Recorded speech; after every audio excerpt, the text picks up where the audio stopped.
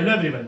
So let's start with Newton's universal law of gravitation, जिसको आपको text book में दिया हुआ है न्यूटन्स लॉ ऑफ ग्रेविटेशन। हम उसको यूनिवर्सल लॉ भी बोल सकते हैं या फिर उसे सिर्फ लॉ ऑफ ग्रेविटेशन भी बोल सकते हैं। In the first lecture, we have studied that there will always be a force of attraction between any two non-zero masses। मतलब कोई भी ऑब्जेक्ट रहेंगे ऑन दी अर्थ सरफेस ले लो, यूनिवर्स में कहीं पे भी लेके चले जाओ, अगर उनके पास मास है, अगर वो जीरो नहीं है, so there will always be a force of attraction. So मैं क्या करता हूं, मैं यहाँ पे ना दो मासेस बना लेता हूं। एक मास लिया, इसको मैंने बोला m1, एक दूसरा मास ले लिया, इसको मैंने बोला m2। दो मासेस समझ में आ गए और मैंने इनके बीच में एक सेंटर में पॉइंट ले लिया। अब इन दोनों मासेस के पास, मतलब इन दोनों ऑब्जेक्ट के पास कुछ कुछ मास है एंड दे आर, मैं से लाइन बना दूं इन दोनों के बीच में, मैं डायरेक्टली बीच में सेंटर में लाइन बनाता, मैं थोड़ा साइड में बना देता हूं। They are separated by distance d। इसको डिस्टेंस d भी बोलते हैं, कभी r भी बोलते हैं। आई लेट यू नो कि कब क्या बोलते हैं, बट अभी के लिए याद रखो there are two masses and they are separated at a distance. आप टेक्स्ट बुक में देखोगे तो सेंटर में डिस्टेंस है, मैंने सिर्फ नीचे ड्रॉ किया है। अब न्यूटन ने क्या बोला, that there must be a force of attraction between them and that force is known as, मैंने एफ ले लिया, and that force is known as gravitational force. मतलब मैं अभी कहीं पे भी एफ लिखूंगा, इसका मतलब होता है that I have written gravitational force. तो ग्रेविटेशनल फोर्स क्या बोलता है, फर्स्ट पॉइंट पे न्यूटन ने क्या बोला, that my force will directly proportional, मतलब ये ऐसा, और भी बहुत क्वांटिटी पे डिपेंड करेगा, बट हमने बोला कि ये डायरेक्टली डिपेंड करेगा किस पे, प्रोडक्ट मतलब मल्टीप्लीकेशन। मैं बोलूं gravitational force is directly proportional to the product of the masses. Masses मतलब मैं बोलूं ये मेरा m1 है, ये मेरा m2 है। अब इसी को वो लोग लॉ ऑफ मास भी बोलते हैं। अब अरे इसमें सोचने की बहुत मेहनत है ना कि वो प्रोडक्ट ही होना चाहिए, जैसे कैप्लान ने बोला था कि T square is proportional to R cube पहले वाले लेक्चर में, बट जैसे वैसे ही यहाँ पे प्रोडक्ट है। प्रोडक्ट यहाँ पे प्लस हो सकता था, माइनस हो सकता था, डिवाइड हो सकता था, but Newton have done a lots of work for this. So उन्हें फर्स्ट पॉइंट मिला that force, that is gravitational force is proportional to product of the masses, और इसको मैंने फर्स्ट पॉइंट बोल दिया। In his second point what he said that वही force, that is gravitational force, ये जो ग्रेविटेशनल फोर्स है will be inversely proportional. Inversely proportional किससे, इनवर्सली मतलब वन अपॉन लिखने का, inversely proportional to the square of its distance. तो यहाँ पे स्क्वायर लिख के डिस्टेंस लिखने का, हेंस सेंटेंस कुछ ऐसा बन गया। देखो that gravitational force is directly proportional to the product of the masses and gravitational force is also inversely proportional to the square of its distance between them. So Newton ने क्या बोला कि अगर कोई भी दो मासेस है in the entire universe, there will be a force, that is gravitational force will directly depend upon the product of the masses and inversely proportional to the square of its distance between them. अगर मैंने बोला इसको भी मैंने equation 2 बोल दिया, अब मैंने क्या किया, इन दोनों इक्वेशन को कंबाइन किया, so I can say from equation 1 and equation 2 क्या मिलेगा मेरे को, that is force will directly proportional to my product of the masses m1 into m2 and inversely proportional to the square of its distance between them. समझा, ये directly proportional from 1 and 2 आ गया। अब मैं क्या करता हूं, ये चीजों को मैं रफ कर देता हूं दो पॉइंट को, और मैं डायरेक्टली इसको ऊपर लिखता हूं। समझा ना ये, you can pause the video and right it down in a notebook, it's okay, ठीक है। I will give you 5 second, 5 4 3 2 1 done.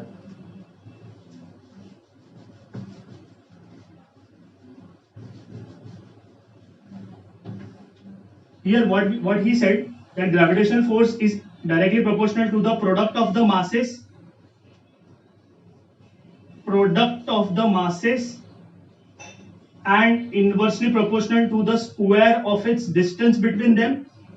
Hence I can say ये proportionality का साइन जाएगा, एक कांस्टेंट देगा, वो constant A B C D alpha beta gamma के कुछ भी हो सकता है. हम नॉर्मली के यूज करते हैं, बट यहाँ के लिए हम जी यूज करेंगे. Hence G is known as proportionality constant, product of masses. अरे ये तो मास है ना, दोनों मासेस है. अरे ये दोनों तो मासेस है ना. Hence divide by square of its distance between them. Here I can say what is F, my gravitational force. What is M, mass of object 1. What is M2, mass of object 2. What is D, the distance between the two masses. So what is G? G को हमने proportionality constant बोलते हैं, but हम इसको यहाँ पे नाम देंगे. दैट इज ये कांस्टेंट है ना, किसका कांस्टेंट है? ग्रेविटेशनल का कांस्टेंट है.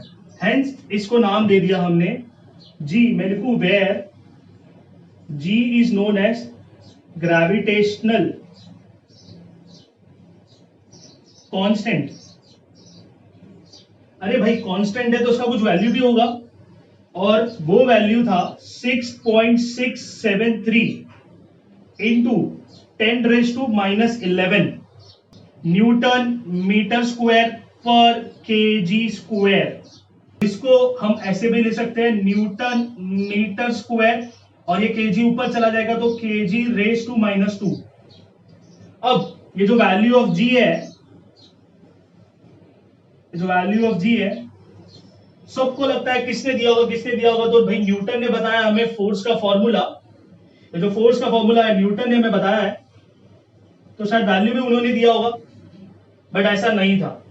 And the value was given by Henry Cavendish.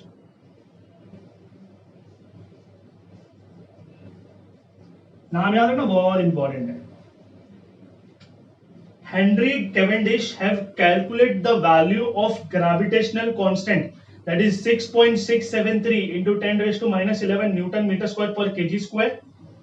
अब जब हम न्यूमेरिकल करेंगे तो हम ये इसको अप्रोक्सीमेट ले लेते हैं. दैट इज 3 है ना, तो 3 में बोलो 5 से कम है तो इधर 7 आ जाएगा, और 7 क्या है, 5 से बड़ा है तो यहाँ पे 7 आ जाएगा. Hence the gravitational constant for numerical जो हमें दी होगी, बट फिर भी that is G will be equal to 6.7 into 10⁻⁻11 newton metre square पर केजी स्क्वायर. समझा? अब इसके बाद हम इस पे कुछ क्वेश्चन देख लेते हैं कि कैसे कैसे इस फॉर्मूले पे क्वेश्चन बन सकते हैं. कौन सा formula? That is the gravitational force is proportional to my gravitational constant into mass of object 1 into mass of object 2 divided by the square of its distance between them. तो मैं ना क्या करता हूं, मैं ना इस पूरे ऑब्जेक्ट को बहुत छोटा बना देता हूं. सो इन द फर्स्ट न्यूमेरिकल हमें क्वेश्चन क्या दिया है कि जैसे मुझे पहले से पता है कि ये मेरा, इसको मैंने बोला इनिशियल मास m1, ये है मेरा initial mass m2, and distance between them is d, और इसको मैंने 1 बोल दिया. ठीक है, इनिशियल है तो मैंने d1 बोल दिया, मैं फाइनल वाले को d2 बोल दूंगा जो मुझे निकालना है. तो अब उसमें बोला कि इन दोनों में फोर्स कितना रहेगा, hence I said F1. So force कितना हो जाएगा, मैं बोलूं F1 will be equal to that is my gravitational force will be equal to my G, ये मास ऑफ m1, ये मास ऑफ m2, दोनों में product upon square of its distance between them. अब डिस्टेंस कितना हो गया, d1, तो ये d1 को ऐसे मैंने ब्रैकेट में लिख दिया. ठीक है, सो ये ऐसे मैं सिंपल टर्म्स में याद रखूंगा, ये इनिशियल कंडीशन होगा.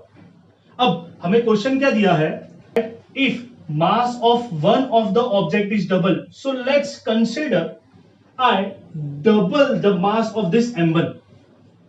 मतलब इनिशियली तो ये इतना ही था, तो मैंने इसको इक्वेशन 1 बोल दिया कि भाई इनिशियल कंडीशन में ये था, बट नया कंडीशन में वो क्या बोल रहा है कि mass of this object is double, मतलब मैंने बोला इसका साइज डबल कर दिया ऐसा.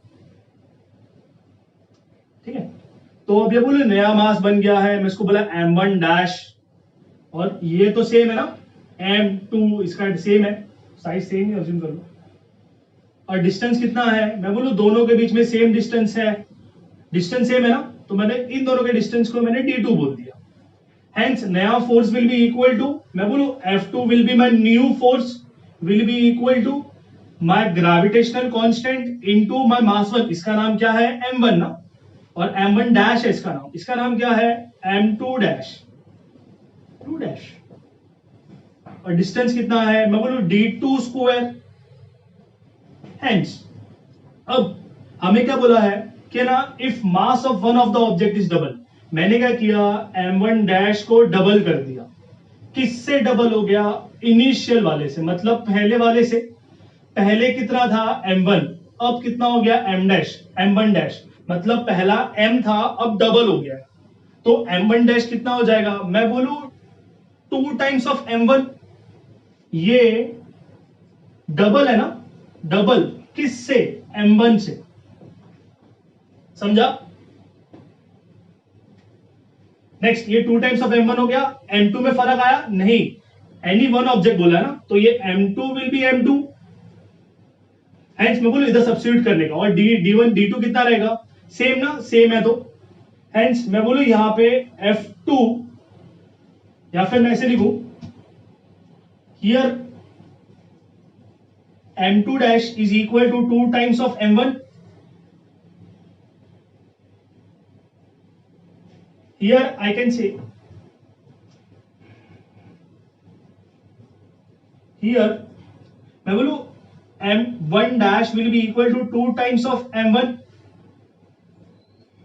m2 dash will be equal to क्या, सेम ना, m2, and what is d2, मैं बोलूं d2 भी सेम है d1 जैसा, चेंज किया क्या, नहीं।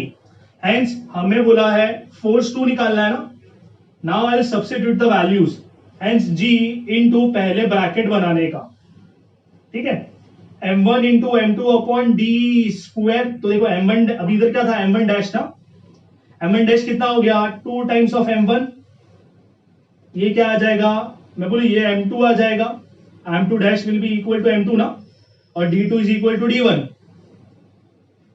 हेंस अब इसको थोड़ा सॉल्व करेंगे, F2 will be equal to, मैं बोलूं ये 2 कांस्टेंट है, कांस्टेंट और मल्टीप्लाई में तो बाहर चला जाएगा, तो 2 इंटू मैं बोलूं जी m1 m2 upon square of it distance, distance कितना हो जाएगा d1 स्क्वायर ना। हेंस मैं बोलूं इस, सो मैं बोलूं फ्रॉम, क्या मतलब इट मींस ये किधर देखा हुआ लग रहा है, इधर है। हेंस मैं बोलूं ये क्या हो जाएगा, F2 will be equal to 2 times of F1, कहां से आया, फ्रॉम 1। हेंस इसको देख के मैं क्या बोल सकता हूं, that if one of the masses is double, अगर एक मास का साइज डबल हो रहा है, hence force will B double, simple, force will B double. और लॉजिक भी है ना, अगर इसको मैग्नेट समझो, अगर मैंने इसका साइज डबल मैग्नेट से ले लिया, डिस्टेंस सेम है, तो फोर्स विल बी डबल, और फोर्स ज्यादा हो जाएगा, दैट इज कितना हो जाएगा, double, simple. In similar manner, ये मेरा क्वेश्चन 1 था, you can pause the video and you can solve this. क्या क्या सिंपल, हमें इनिशियल कंडीशन दिया था कि मास 1 मास 2 होता है, फोर्स F1 रहेगा, डिस्टेंस d1 रहेगा, हमने कंडीशन लिख दिया। फिर हमें बोला कि एक नया कंडीशन लो जिसमें मेरा mass, one of the masses is double, तो मैंने क्या लिया, मैंने m1 को डबल कर दिया, तो 2 टाइम्स ऑफ m1, m2 को कुछ नहीं बोला वो लोग ने, तो मैंने m2 ऐसे रखा, डिस्टेंस को भी कुछ नहीं किया, तो मैंने लिखा फॉर्मूला फर्स्ट वाले का, मतलब सेकंड वाले का फॉर्मूला, और फिर here m1 dash is equal to 2 times of m1, और m2 और ये d2, m2 डैश और d2 तो सेम है इनिशियल जैसे ही। फिर मैंने सब्स्टिट्यूट किया वैल्यू को, तो इधर मेरा 2 कांस्टेंट रहा, 2 कांस्टेंट को बाहर लिया, तो g m1 m2 upon d2 square आ गया, अब d1 स्क्वायर आ गया। अब ये क्या हो गया, मैं बोलूं ये सेम दिख रहा है from 1, hence I got the value as F2 is equal to 2 times of F1, कहां से आया ये, फ्रॉम 1, ये F1 कहां से आया, from 1, hence force is double. In similar manner अगर मैंने सेकेंड क्वेश्चन लिया, और सेकेंड क्वेश्चन में अगर मुझे बोला है वो लोग ने दैट, मैं क्या करता हूं, अभी देखो आपको, मैं ना सिर्फ इधर की वैल्यू चेंज करता हूं। अब वो लोग ने मुझे क्या बोला, क्वेश्चन में क्या लिखा है, find the force between the two object if mass of both the object are double. मतलब ये भी डबल हो रहा है किससे, ओरिजिनल से, और ये भी डबल हो रहा है, डबल बना होगा बड़ा, चलो ठीक है बना लेते हैं। M2 डैश भी क्या हो गया, डबल हो गया, 2 टाइम्स ऑफ M2, और डिस्टेंस सेम है, डिस्टेंस कितना है, सेम है, that is D2, that is equal to D1। तो मैंने वही लिखा, F2 will be equal to G M1 dash M2 dash upon D2 square. अब M1 डैश कितना हो गया, मैं बोलू 2 टाइम्स ऑफ M1 है। अब जब वापस नोटबुक में लिखोगे तो आपको वापस पूरा लिखना पड़ेगा, क्वेश्चन नंबर 2 लिखकर यहां से पूरा, ठीक है। M2 डैश कितना हो गया, मैं बोलू ये भी हो गया 2 बार ना, that is 2 times of M2, और D2 कितना है, मैं बोलू सेम है ना D2, तो D2 तो चेंज ही नहीं किया हमने। अब कितना हो जाएगा gravitational force, and same F2 will be equal to G into bracket बनाने का पहले M1 dash into M2 dash upon D2 square, यहाँ पे लिखा ना, वो कभी लिखा। अब M1 डैश कितना हो गया, सब्स्टिट्यूट करो, that is 2 times of M1, यहाँ पे कितना हो गया 2 टाइम्स ऑफ M2, यहाँ पे कितना हो गया D1 का स्क्वायर। अब सब्स्टिट्यूट करो, अब सब्स्टिट्यूट तो कर दिया, अब क्या करेंगे, मैं बोलू ये 2 और ये 2 कांस्टेंट है, बाहर आ जाएगा, अरे कॉमन नहीं निकालेंगे, ये तो मल्टीप्लाई में है ना, hence it will be 2 into 2 that is 4 into G M1 M2 upon D2 का स्क्वायर, या फिर square of distance between them. अरे ये भी देखा हुआ लग रहा है, कहां देखा है, ये वाला। हेंस नाउ द फोर्स, मैं बोलू F2 will be equal to, क्या हो जाएगा बताओ, F2 will be equal to 4 times of, ये क्या हो जाएगा F1 ना।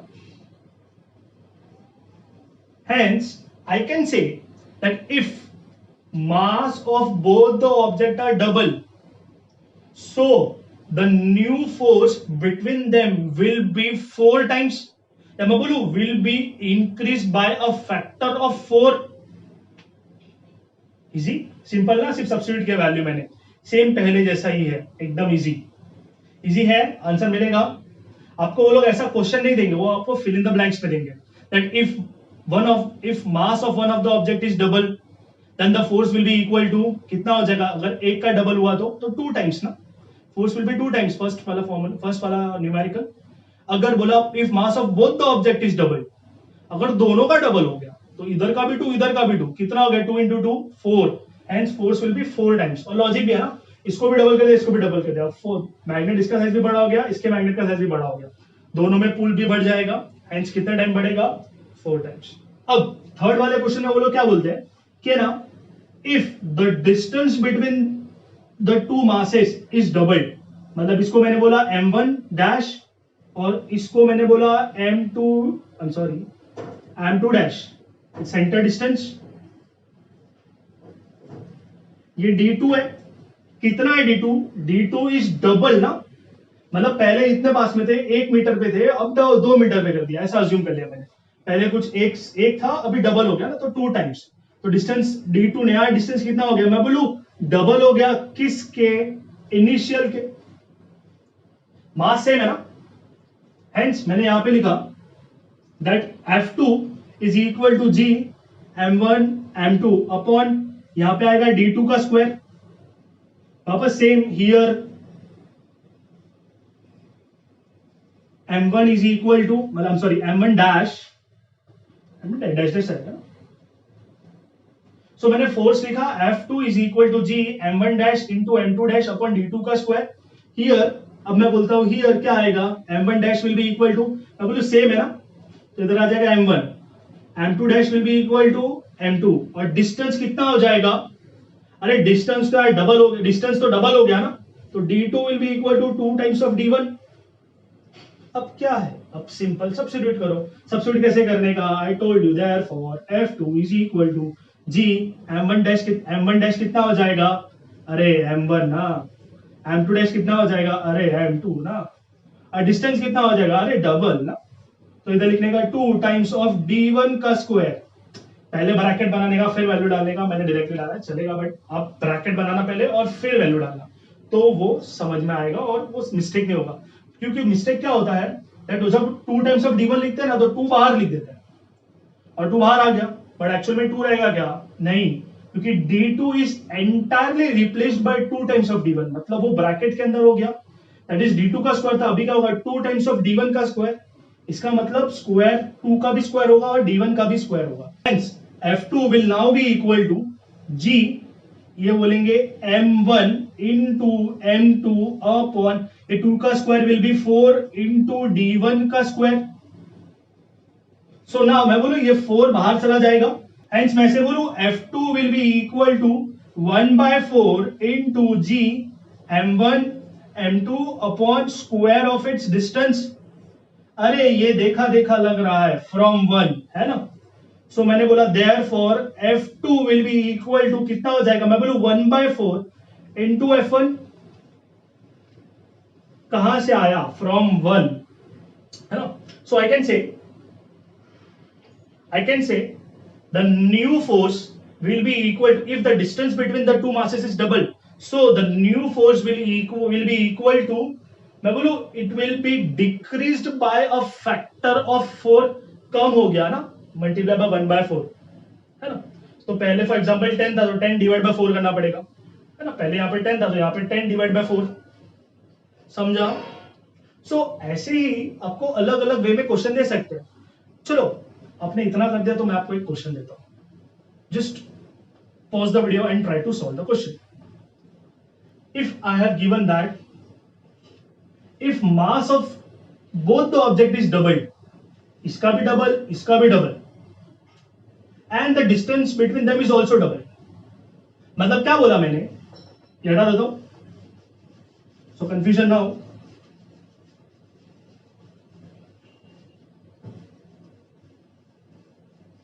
अब क्या बोला मैंने, ये फोर्थ क्वेश्चन जो आपका होमवर्क रहेगा, आप अगर आपको वीडियो देखते देखते फटाक से आंसर मिल जाए आप कमेंट कर देना, और नहीं मिलेगा तो आप मुझे फॉरवर्ड करना ही है, आपको व्हाट्सएप करना ही है। सो फोर्थ क्वेश्चन में क्या बोला, इफ m1 डैश, मैं बढ़ाता नहीं अभी साइज, ये भी 2 टाइम्स ऑफ m1 हो गया, m2 dash is also 2 times of m1 m2, ये भी डबल, डिस्टेंस भी double. Now find the new force for B, ठीक है, इजी है, हो जाएगा। चलो ठीक है, चलो मैं आपको एक और चीज बताता हूं। अगर मैंने 2 मास कंसीडर किए तो इनके हमने बोला गया सर सेंटर डिस्टेंस होना चाहिए, सेंटर ही क्यों होना चाहिए, बिकॉज जब न्यूटन ने अपने लॉज दिए थे तो उन्होंने बोला था that the force will be between the 2 point masses, मतलब आप ये जो लगा रहे हो बड़े बड़े मासेस जो आपने यूज किए वो सब पे नहीं लगेगा, वो पॉइंट मास पे कंसिडर करना पड़ेगा। हेंस अगर पॉइंट मास बोलते हैं मतलब हमें उसका सेंटर ही देखना पड़ेगा।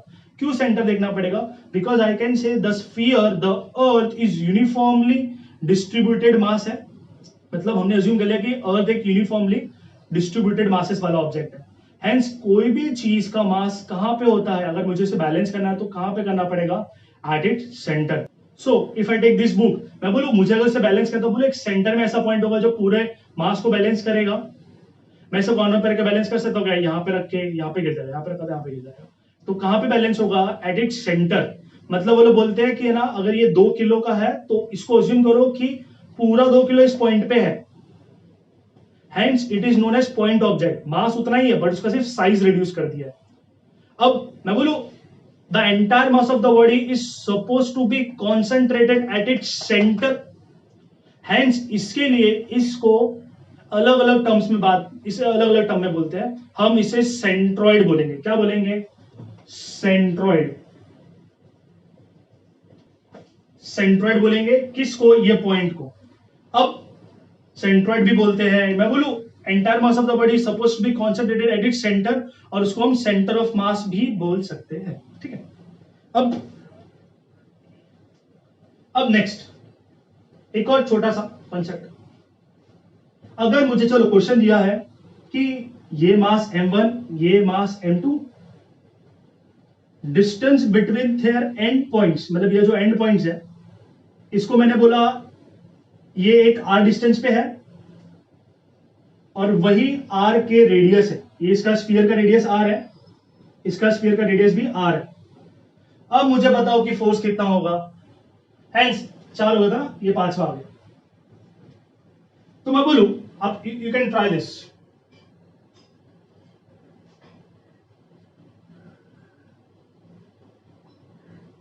ओके, अब मैं बोलूं इसमें फोर्स कितना क्रिएट हो जाएगा, मैं बोलूं फोर्स के लिए मुझे मास m1 दिया हुआ है, मास m2 दिया हुआ है, बट डिस्टेंस एजेस का दिया हुआ है।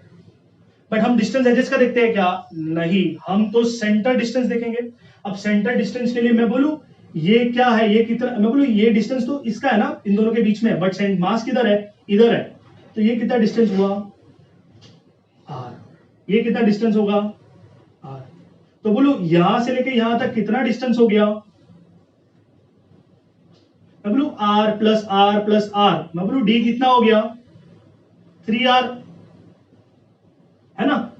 सो now write down the force formula है g m1 m2 अपॉन, मैं बोलू डिस्टेंस का स्क्वायर होता है तो d कितने से रिप्लेस हो जाएगा, मैं बोलू 3 टाइम्स ऑफ r का स्क्वायर, दोनों को स्क्वायर स्प्लिट होगा, दैट इज 3 का square will be equal to 9 into R square, और ऊपर क्या आ जाएगा g m1 इंटू m2, ये आ गया ना। तो मैं बोलू कि force will B force between the two masses where the distance between their edges, distance between their end points is r and radius is r and radius is r। so समझा, so ये मेरा answer आ गया। अब इस पे कैसे भी question दे सकते हो लोग कि अगर उन्होंने मुझे ये वाला क्वेश्चन नहीं दिया, ऐसे ये r नहीं दिया, सेम है ये r है, ये 6 हो गया ना। अब वो लोग ने मेरे को बोला कि डिस्टेंस बिटवीन देयर एजेस, ये ना एंड्स, अब ये वाला डिस्टेंस दिया है, मेरे को बोला है 6r। अब क्या करोगे, पॉज करके ट्राई करो,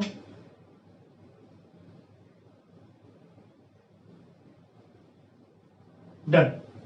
अब देखो हमें तो डिस्टेंस इधर से इधर तक निकालना है, अब इधर से इधर तक कितना डिस्टेंस रहेगा, मैं बोलूं टोटल हमें दिया है 6r, और ये पूरा ये 2r का, मैं बोलूं इसका डायमीटर कितना रहेगा 2r का, तो ये कितना एक्स्ट्रा डिस्टेंस है r, इधर भी कितना है r, तो इनके बीच में कितना डिस्टेंस हो जाएगा, मैं बोलूं डिस्टेंस कितना हो जाएगा, तो बोलूं total minus this r and this r, बोलो पूरे में से मैंने इतना इतना निकाल दिया, तो बोलो यही बचेगा, hence it will be 6r minus इसका r प्लस इसका r, दैट इज 2r ना, 6 था, इसमें से r गया और इसमें से भी r गया, तो 6 में से ये 5r और ये 4r, तो ये 2r निकाल दिए, तो 6 में से 2r निकाल दिए तो 2r निकल गया, d कितना बच जाएगा 4r, hence force will be equal to g m1 m2 upon 4r square.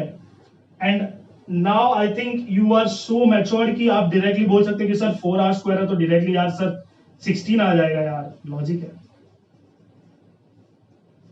16r square. अरे यार इतना सिंपल सिंपल मत कराया करो, ऐसा कमेंट वमेंट मत कर दो।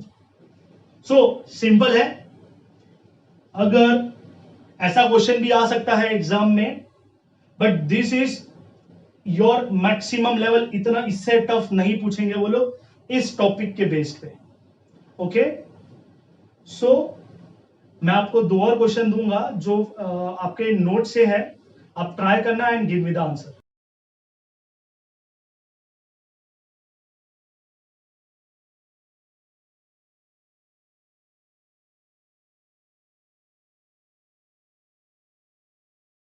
सो हम इस लेक्चर का रिवीजन देख लेते हैं। हमें इस लेक्चर से याद क्या क्या रखना है, that is my gravitational force is equal to my gravitational constant, जिसको हम यूनिवर्सल ग्रेविटेशनल कांस्टेंट भी बोल सकते हैं, mass of object 1 mass of object 2 upon distance का स्क्वायर। कैसे बोलेंगे, F is equal to G m1 m2 upon square of its distance between them. G का वैल्यू कितना होता है 6.673 इंटू 10⁻⁻11 न्यूटन मीटर स्क्वायर पर केजी स्क्वायर। ये value याद रखना, एग्जाम में आपको क्वेश्चन पूछ सकते हैं, वो लोग यहाँ पे आपका पावर चेंज कर दे, यहाँ पे ये इसको उल्टा लिख दे, तो आपको समझ में आना चाहिए कि -11 ही होगा, प्लस नहीं होगा। और फिर हमने अलग अलग चीजों पे क्वेश्चन देखे, अगर इसका मास डबल किया, इसका मास डबल किया, इसका डिस्टेंस डबल किया तो क्या होगा, और आप ऐसे करते करते आप बहुत सारे क्वेश्चन खुद से सॉल्व कर सकते हो। आई वॉन्ट कि आप खुद से ही क्वेश्चन बनाओ और खुद से ही सॉल्व करो, and I will be waiting for your different kind of question. Okay, Thank you so much and keep practicing. Bye.